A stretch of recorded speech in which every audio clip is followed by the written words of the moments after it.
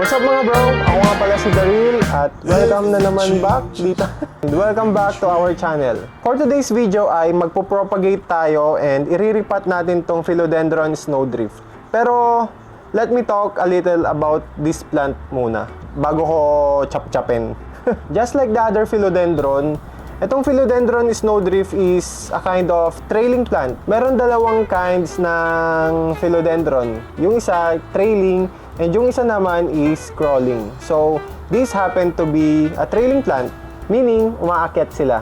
Ang nagustuhan ko dito sa Philodendron Snowdrift is yung unique variegation niya, na instead of white variegations kagaya nung mga mamahalin na variegated plants, ito is yung variegation niya is green.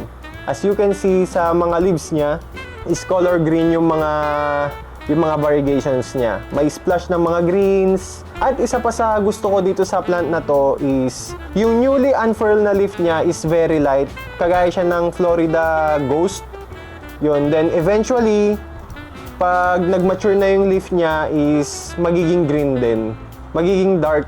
Magda-dark na siya. And itong Philodendron Snowdrift is yung light version ng Philodendron Jungle Fever. As this plant mature bro, is lumalaki talaga yung mga dahon niya din. Kaya nagtitake sila ng malaking space din sa garden. Dahil nga sa light color niya is nag-i-stand out talaga siya sa garden mo pag tinabi mo siya sa mga green plants. Quick story lang, I got this plant 2 years ago as a baby plant. Na naka-attach pa siya dun sa node niya.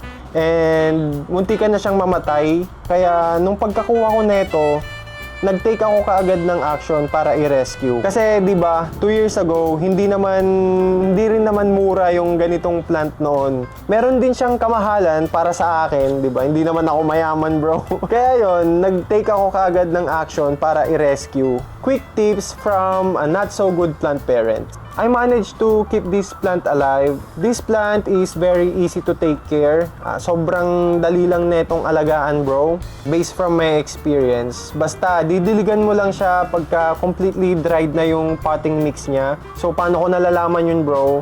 Binubuhat ko lang siya and pagka magaan na, sobrang lightweight na siya. Alam ko na dried na yung potting mix na nandito. So, it's time para magdilig na ulit.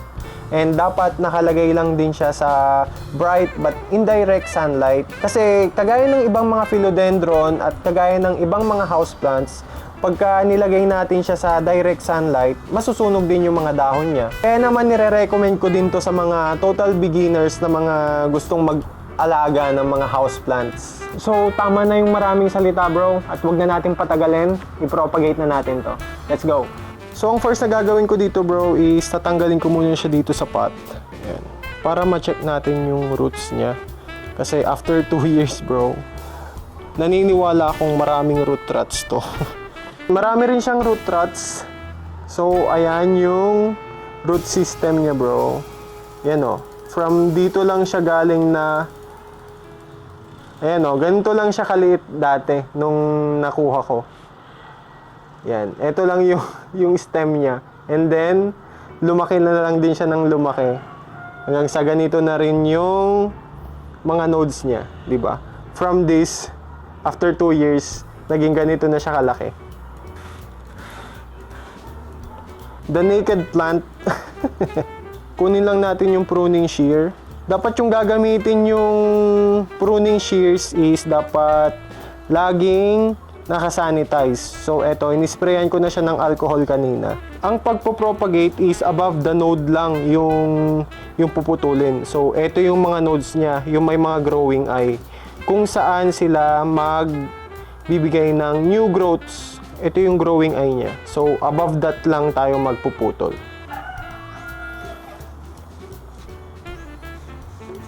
Gawin ko na ba? So, yan. Ito na yung base cut. Ito na yung magiging base cut. And, yan. Marami pa to. Hati-hatiin ko pa to, bro. So, yan yung growing eye niya. So, above lang tayo nag-make ng cut. Ito yung tinatawag na node or growing eye. And for the next plant is, check lang natin for the growing eye. Siguro gagawin ko tong 2 leaf na lang. 2 leaf. Kasi hindi ko mahanap yung isang growing eye niya eh. So, dito na lang tayo mag-make ng cut.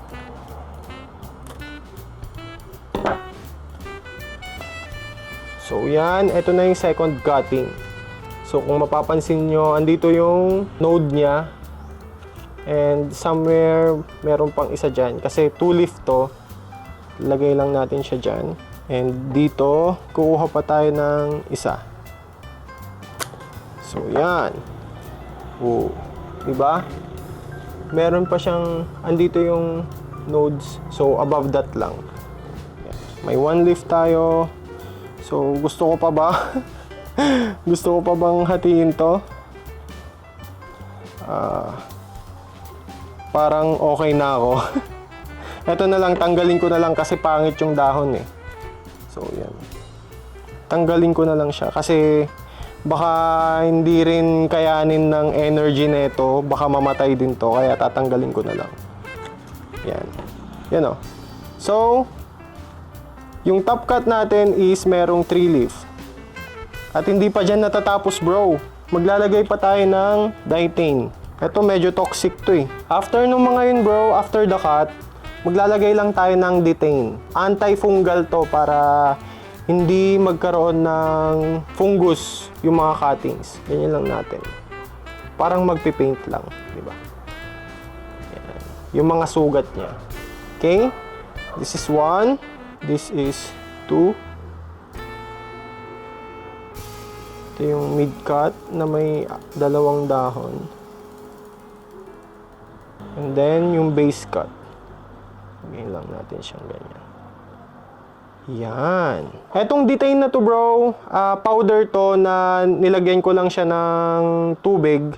And keep out of reach of children kasi toxic to bro. And that's it. Before ako magpaso bro, nag-check muna ako ng mga root rots dito sa base cut and napakarami ko ang nakuhang mga root rots bro. Itong base cut, ilalagay ko lang siya dito sa terracotta pot at gagamit ako ng potting mix na nabili ko sa local garden lang dito and nilagyan ko lang siya ng perlite para mas airy yung potting mix. So yan, naglagay muna ako ng konti for the base and saka ko nilagay yung base cut dito sa terracotta pot. Maganda tong mga clay pots bro for this rainy season kasi hindi siya nagre-retain ng water para hindi ma-overwater at mamatay yung mga halaman. So yan bro, tapos ko nang ipot yung base cut at nilagay ko lang siya dito sa gilid. Para sa mga mid cuts naman, gagamit lang ako netong mga recycled na mga containers bro. Binutasan ko lang din siya ng madami para sa good drainage para hindi mag-retain ng water bro. Hindi ko siya masyadong ibabaon bro. At mamaya ay gagamit ako ng chopstick na hindi na namin nagagamit. Yung kahoy lang na chopstick para pang support dito sa mga dahon ng 2-leaf cutting. At sinunod ko na din yung 1-leaf cutting bro. Ganun din, naglagay lang din ako ng konti ng potting mix natin.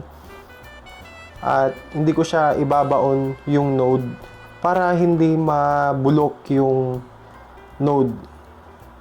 At itong top cut naman, sinubukan ko siyang ilagay dito bro sa isang recycled na container pero nahihirapan siya bro eh.